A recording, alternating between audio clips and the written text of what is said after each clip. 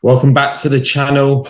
Another week of Premier League predictions. I'm joined again by Aeron Nix, off the top of a fantastic win in the Cup for Lincoln over Sheffield United. Big win.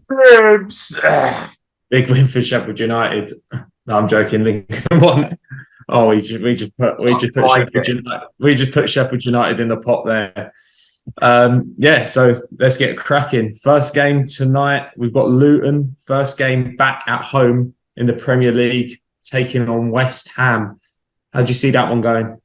West Ham just came off beating Brighton, didn't they? 3-1, which neither of us thought was going to happen. We thought Brighton were going to have too much for them. They are absolutely on fire. Jordan Clark, Gabriel Osho, and Dan Potts are all injured for Luton. But this is Luton's first home game, isn't it, back in the Premier League? And the stadium apparently is ready to go.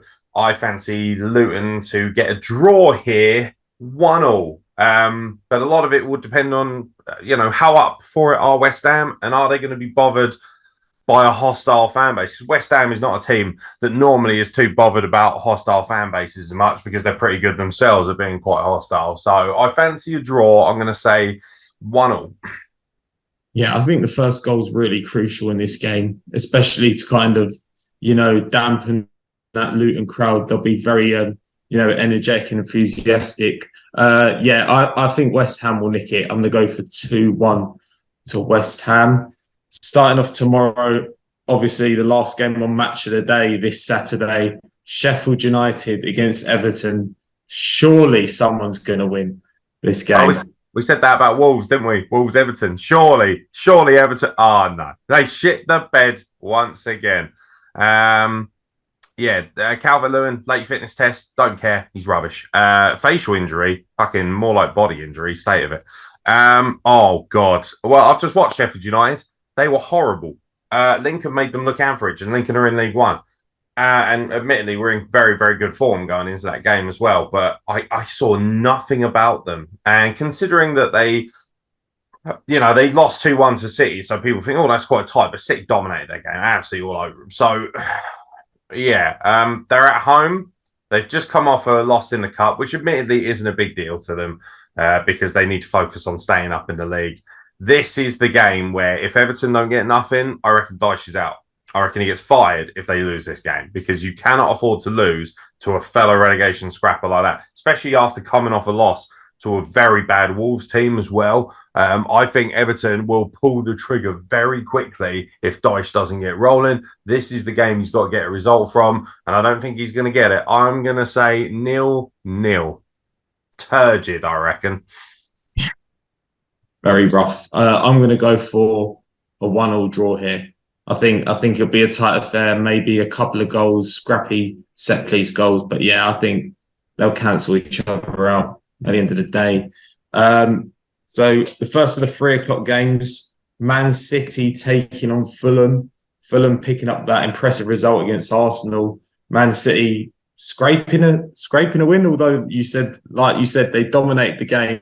Yeah, they just didn't create that many chances, did they? And they didn't take them. They didn't. Do you know what? They don't look predatorial like they did last season. We both had heavy predictions on that one. I had Man City down with 5-0. When I saw 2-1, I was like, hey. I was obviously busy, big weekend for British wrestling. It is what it is. Foden's back. He's ready to go. So is Akanji. I'm very interested by the fact that they're considering getting rid of what's his name? The young lad. He's down to Chelsea, isn't he? Colin. Sorry, what's his name? Cole Palmer. Cole Palmer, that's it. For some reason I was going to call him Carlton Cole. Another good player, and you think, really? It's very strange. Good pick up for Chelsea. I think Man City will turn them. I do. I think they'll roll them. It was a very impressive result for Fulham, but I think it was more Arsenal's doing than it was Fulham's. It was typical old school Arsenal. 1 step forward, 3 steps back. Fucking stupid. Lazy football. They just thought they could take it easy. They looked a little bit too cocky for me. I wouldn't say it's an indictment on how bad the side is, but we'll talk about Arsenal in a minute. Fulham, good side, showing a lot of heart despite the fact Mitrovic is gone. But with Jimenez, unless he starts firing on all cylinders and playing like he did when he first got to Wolves, they're going to seriously struggle to get goals. They're going to require everyone to chip in, and Man City are going to pick them apart. Man City are going to kick in a gear here, and I think they're going to give Fulham a battering. I'm going to say 5-1 in the hope that Paulinho might at least give the travelling fans something to get excited about. I think he's actually off to Bayern Munich, so he's probably not going to be playing. Well, in that case, 6-0. Sorry, Fulham. Sorry, stepdads. But yeah, Fulham are going to get back. I'm going to go for a 3-0 win for Man City. They don't currently look like they're going to put 5s or 6s past teams, but I still think they'll have, enough on the day to overcome Fulham. Yeah, Fulham haven't won a game against Man City at all since 2009. They're probably wearing Pizza Hut back then. I think they were, yeah. Oh, speaking of Pizza Hut, by the way, Primark selling Pizza Hut sponsored Teenage Mutant Ninja Turtle shorts. So I bought a pair. And no, you don't get to see them. Tell you what, if Fulham get a result against City, I'll do it in those shorts and those shorts only for the next show. There you go. Treat for the viewers. Yeah, exactly. What would you ask for? Subscribe right now, shithouses. And you get 15,000 views in 1 minute on the next video. Yeah, fucking right. Yeah. Fat Egyptian man causes a stir online. Yeah, absolutely.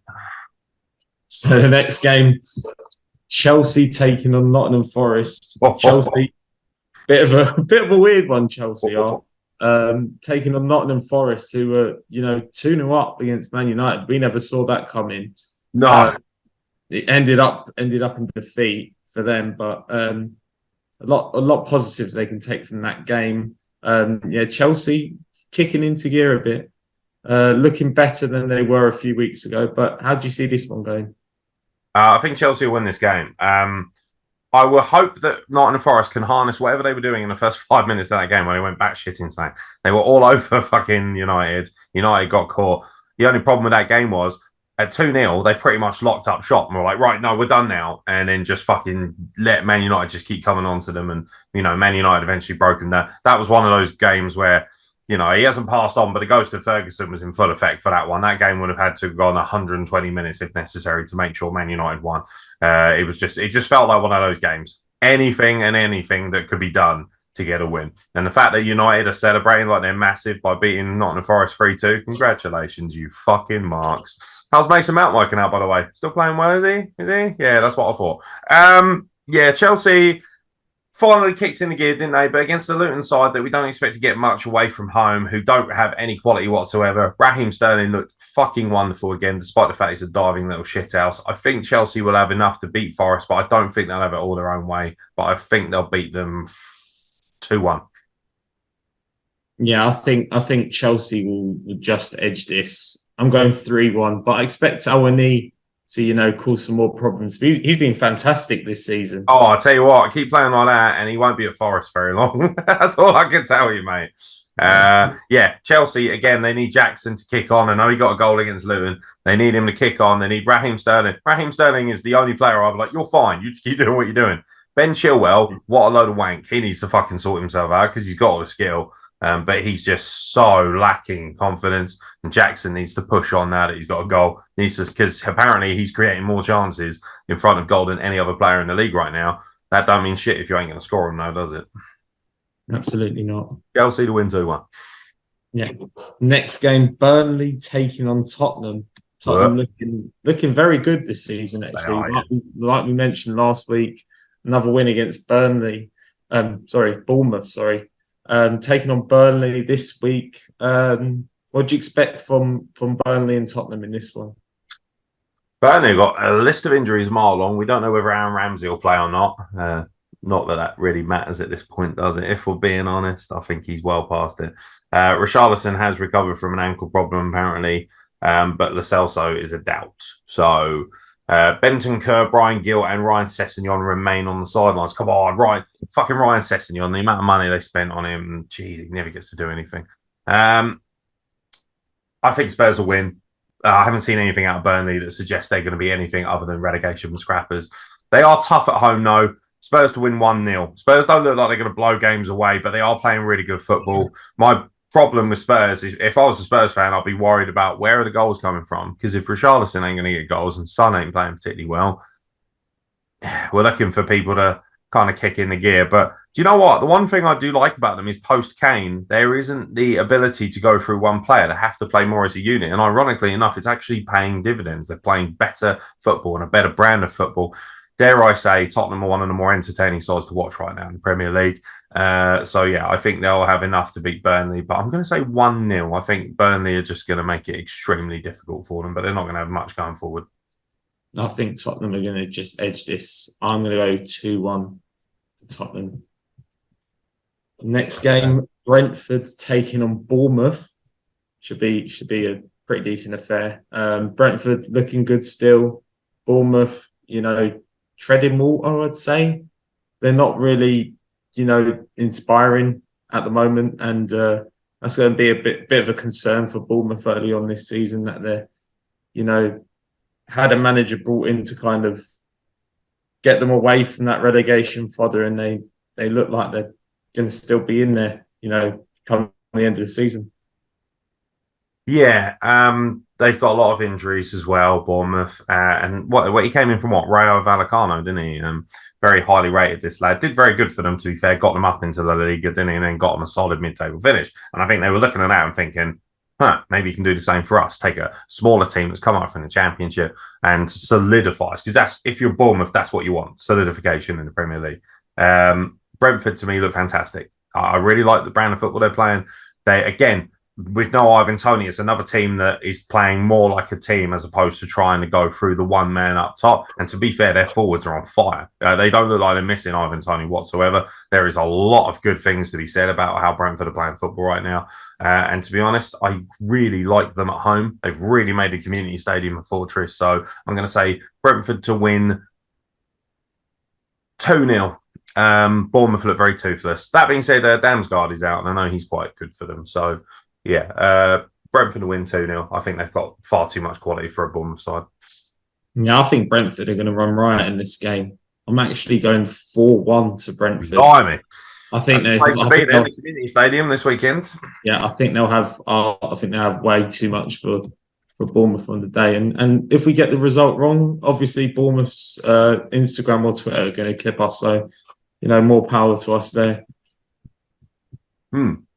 Fingers crossed. I wouldn't mind. Clip us. Get us some viewers. I don't mind. Yeah. Boy, Bournemouth, you're shit. I don't believe that, but you're shit. You're shit. You're fucking shit. You're not going to do nothing. I guarantee Brentford will roll you because you're rubbish. Tomorrow's late kickoff is at the Amex Stadium. Brighton taking on Newcastle. Again, we talk about Brighton and entertaining games. This should be a very good game. Obviously, coming off the back of a surprising defeat against West Ham, how do they bounce back from? To their credit, I thought they played really well against West Ham. They had loads of chances, and you might have noticed Areola was in fucking god form as well. Tipped a couple of beautiful shots onto the bar. There was definitely, it was one of those games where, if Brighton could get those chances converted, it could have easily ended 4-4 or 5-4 to Brighton. It was a really, really good game. West Ham playing a great, exciting brand of football on counter-attack.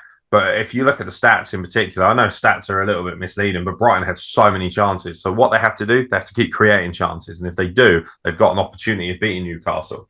I was surprised at how lackluster Newcastle were against Man City. They look very, very, very, very boring, if I'm being honest, very average. And now, on the flip side of things, they certainly do have the quality, Newcastle. How about Newcastle's Champions League draw, by the way? I saw you tweeting about it. Jesus Christ. That is just unfortunate, isn't it? Let's be honest. But it's one of those things where I'm sitting there and thinking, okay, well, this is the hardest one to call. What worries me about Newcastle as well is that they've played two top-tier teams. I mean, Man City, definitely. Liverpool, I think the jury's still a bit out on that one.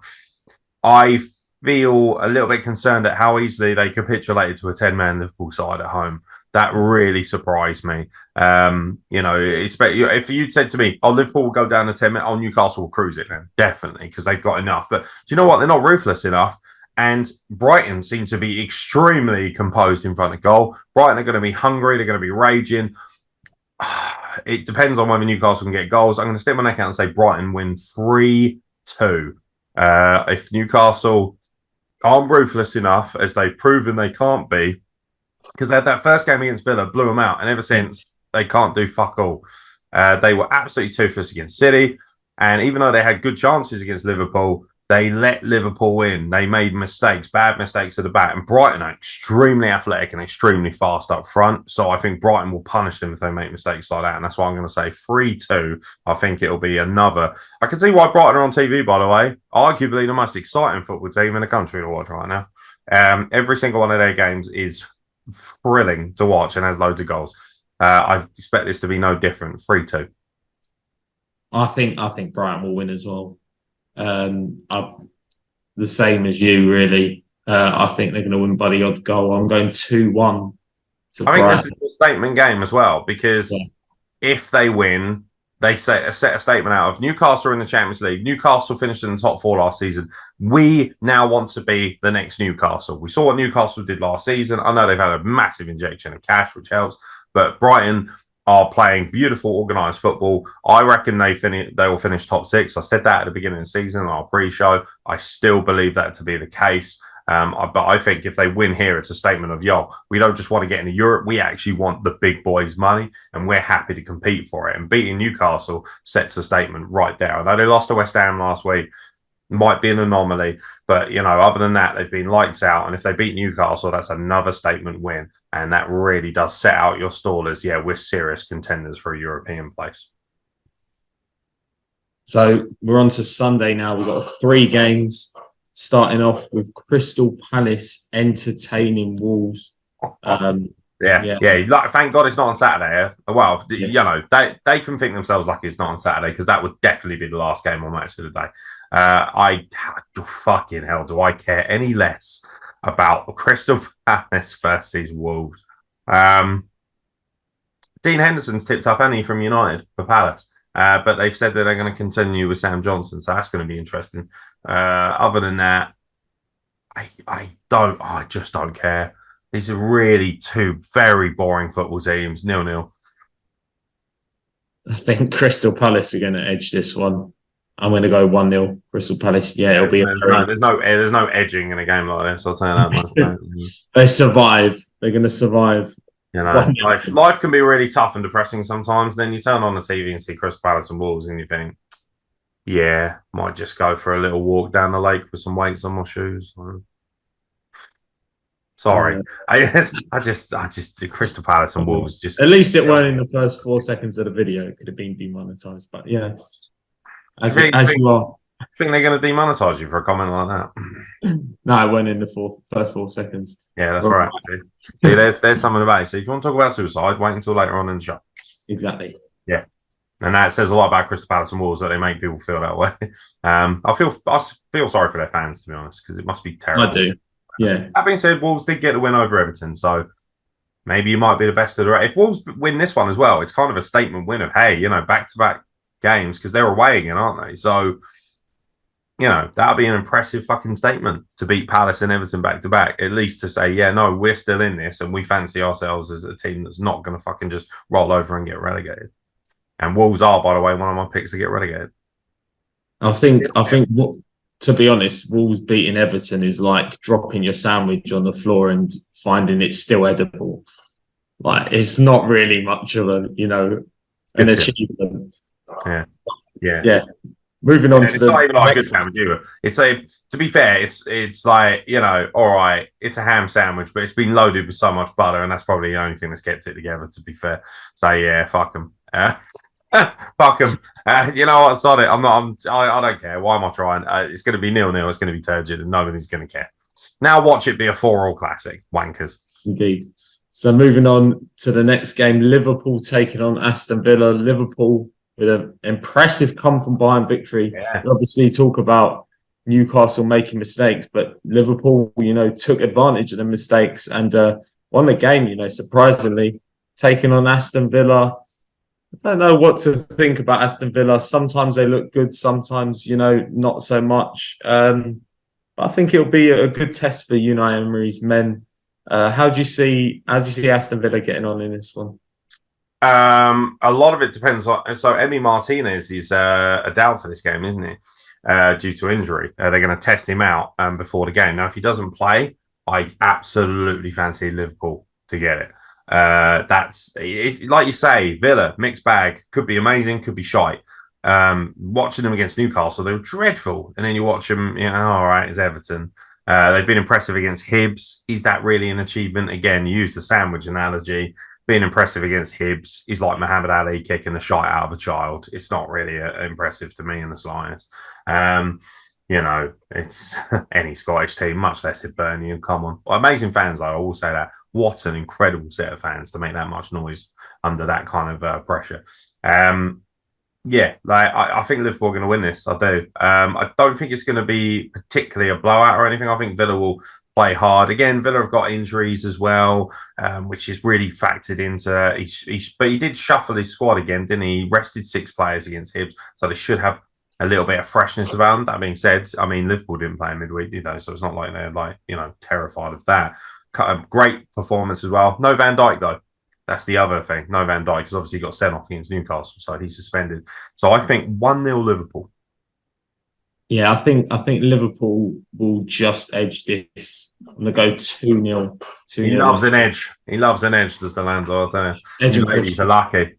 So it's hard to edge at this stage of our lives. And then finally, last game of the weekend, 2 teams looking like. Oh baby! I'm so glad I got Sunday off. I'm working Saturday, but got Sunday off. Oh. 2 teams looking like they're trying to find gluten-free pasta. It's a very. I love it. Put that. I'm going to put that on the thumbnail. Absolute. I want a photo of you holding a big bag of gluten-free pasta, guy. That will look so good for the thumbnail. Yeah, I should go around my cousin's house. He's got loads. Has he? Yeah. Is that the one who used to manage Barnet? No. I was going to say because, imagine being associated with Barnet and being gluten intolerant. Just give it up already, mate. Just give it up. Arsehole. Yeah. I haven't forgotten. I ain't forgotten. You sent Lincoln down, you prick. He loves you, really. Yeah. And, Arsenal taking on Man United, and both teams coming into the game looking very indifferent, very off colour. What's the keys to the game for both teams? What areas do you think they need to work on to kind of get the victory in this game?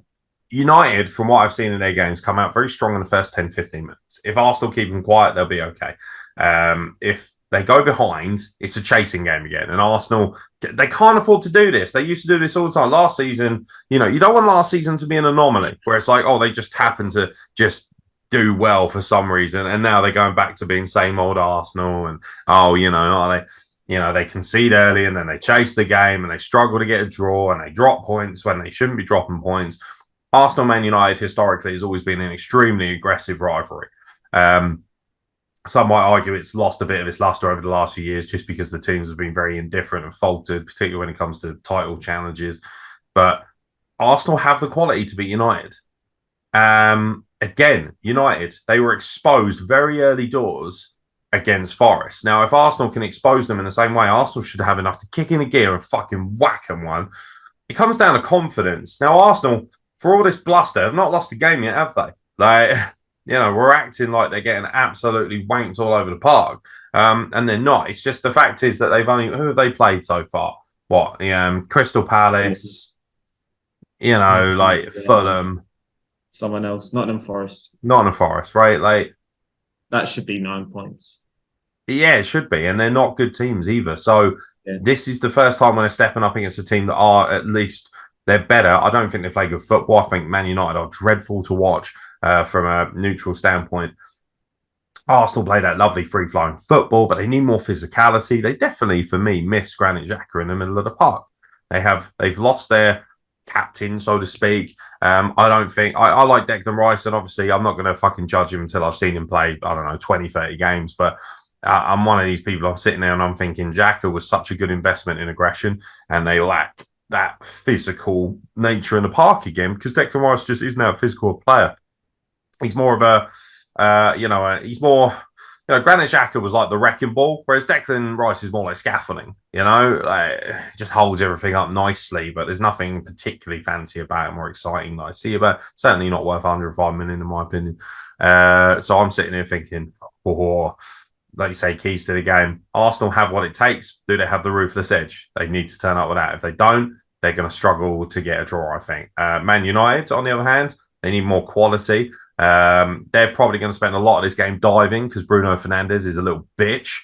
So, yeah, it's one of those things where if you're a neutral and you want United to win, I don't know what's wrong with you because Arsenal play much better football and they play it, at least for the most part, the right way. Both teams, are susceptible to a bit of gamesmanship, but United, for me, are tenfold worse in that regard. Tenfold worse. So I'm going to say 2-2 again, like it was last weekend for Arsenal. I just don't think right now they have the quality to break down bigger teams. And I'm going to say that they get a draw here on the basis of United don't look like they're much better in that regard. It's two teams that really, really need a win to cement themselves. So chances are one of them's not going to get a win, and it's probably going to be both of them. So, So I think in that regard, it's a gluten-free spectacular. It's going to be a draw.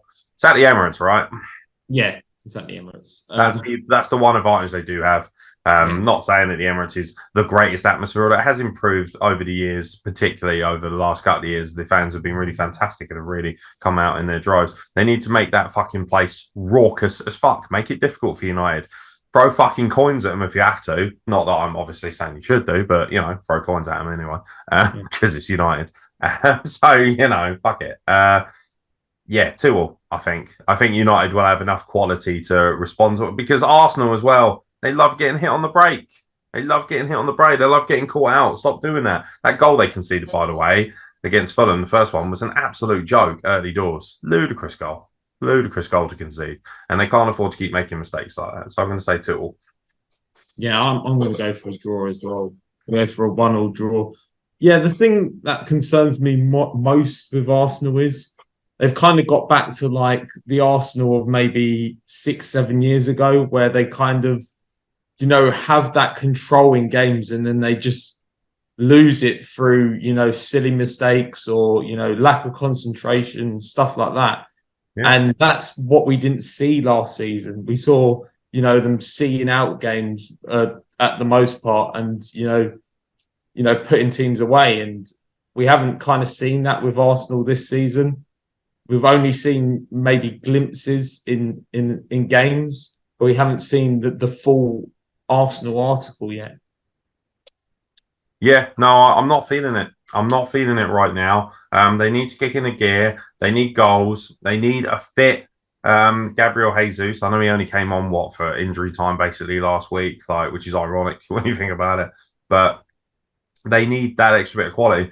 To be honest, I'm surprised they didn't throw a large amount of money at a high-end striker as well. I know they trust in Nketiah and they've got Gabriel Jesus. I know they brought in Havertz, but he's more of a floating kind of player. He's not on it. And they need a poacher. They need a number 9. They do, and they don't have one, really. They kind of rely on players like Saka and Odegaard chipping in. Which is fine. If they each get 10, 15 goals a season and, Nketiah can get 15 to 20, awesome. But, Declan Rice needs to chip in. Everyone needs to be chipping in. And that's not the point. You want players to be comfortable playing where they are so that, for instance, at Man City, it's great that Rodri can score screamers and all that sort of stuff, but they have the most proven goal scorer in the world. Arsenal have never... For the best part of now, since Henry left, let's be honest, Arsenal have never, ever gone out and got a proven 30-plus goal scorer. Yeah, they've only had maybe one, Van Persie, since then. Yeah, Van Persie is the only one I was thinking. I was trying to sit there and think, who's a proven goal scorer other than him going forward and Van Persie? And then, of course, they end up jumping ship because they don't win any fucking trophies. So, Now, people might say, oh, Aubameyang was good, but it wasn't proven. Like, he never did it season upon season. Lacazette, again, faltered at time. Like, there's a number of players there that you think should be able to do better than they are. They need to spend the big boys' money. They need to be brave enough, especially now they're in the Champions League, and they got a very good draw as well in the Champions League, it has to be said. They need to go out there and spend 50, 60, 70 million on a world-class striker, and they're not doing that. And I don't think Nketiah and even Gabriel Jesus, especially if he's going to be injury prone, are good enough to get you to the league title. And that's what they should be aiming for. So, yeah, I appreciate not everyone's Haaland. There is no other Haalands, but there are loads of world-class strikers out there that you could get. And the fact that they're not trying to poach any of them is very strange to me. Indeed. So that comes to the end of the show. Another week's show done. As always, thank you for Aeron for joining me. My pleasure again.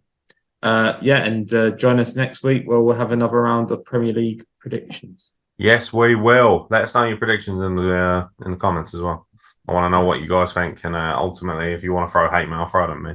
So, but if nothing else, subscribe. Watch the channel. Indeed. Subscribe. There's loads of content, so it's all good stuff. Alex works really hard. Yeah, so make him a star so he doesn't have to keep working on men and women's clothing or whatever the fuck he's doing these days. I have no idea. He could be selling drugs for all I know. There's no idea. He's a tearaway. He lives next to Ian Deal. I'd probably sell drugs too if I lived next to Ian Deal. But yeah, thank you very much for watching the Alex Delanzo YouTube channel. Thanks for watching, guys. See you next week.